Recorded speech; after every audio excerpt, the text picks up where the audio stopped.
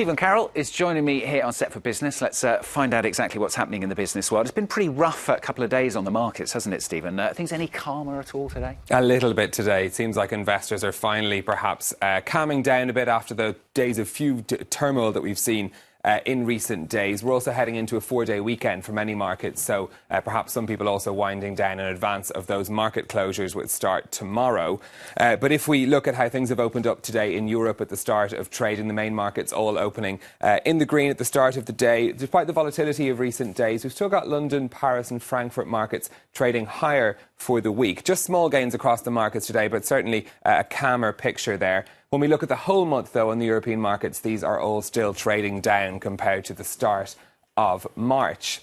Over on the Asian markets, we had some fall on Asian shares earlier on in trading, but markets have turned into the green as the day has gone on. It seems the technology-driven sell-off there on shares has abated. We've got the Shanghai Composite there trading up over 1%, as you can see.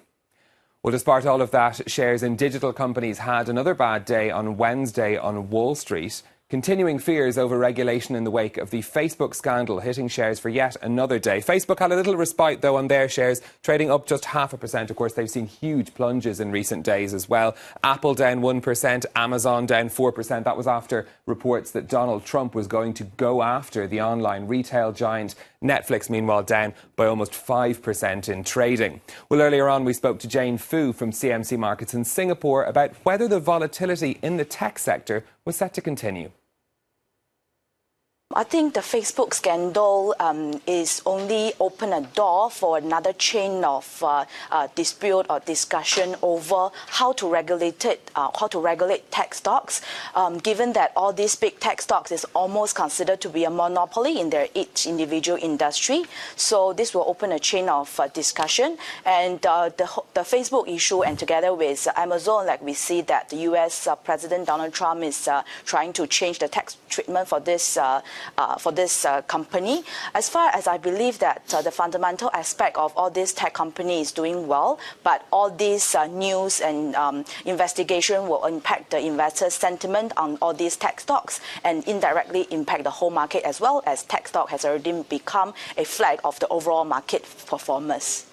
That's Jane Fu from CMC in Singapore there. Here in France, the government's unveiling a plan to boost the artificial intelligence industry.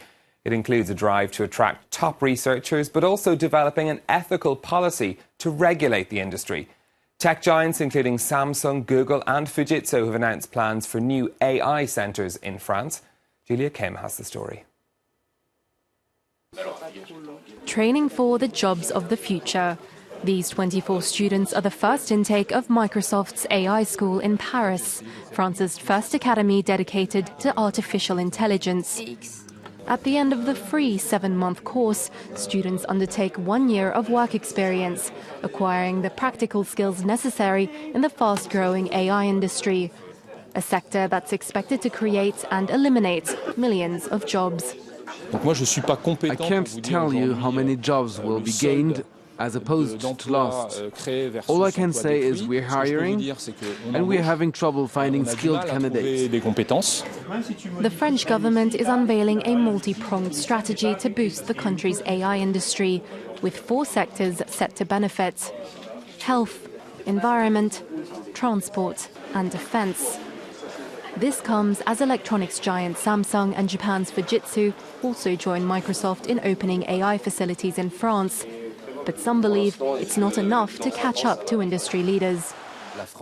In terms of artificial intelligence, France has a few strengths, but immense weaknesses compared to the US and China. They are miles ahead of us. By 2030, it's predicted most of the world will be employed in new industries, ones that don't yet exist, with some 21 million jobs expected to be created in the next decade.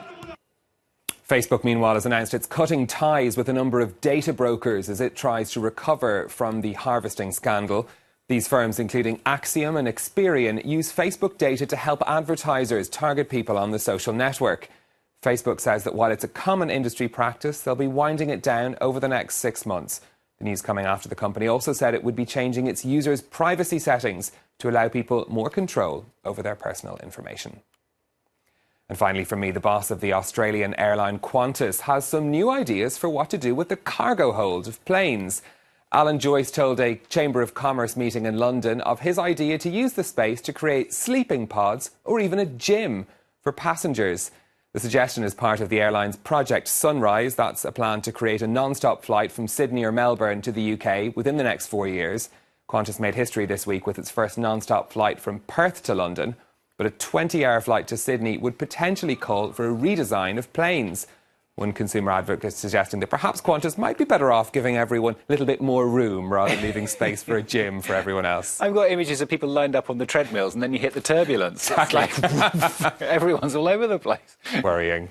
No good. Thanks a lot, Stephen. Steve with Business Off for us.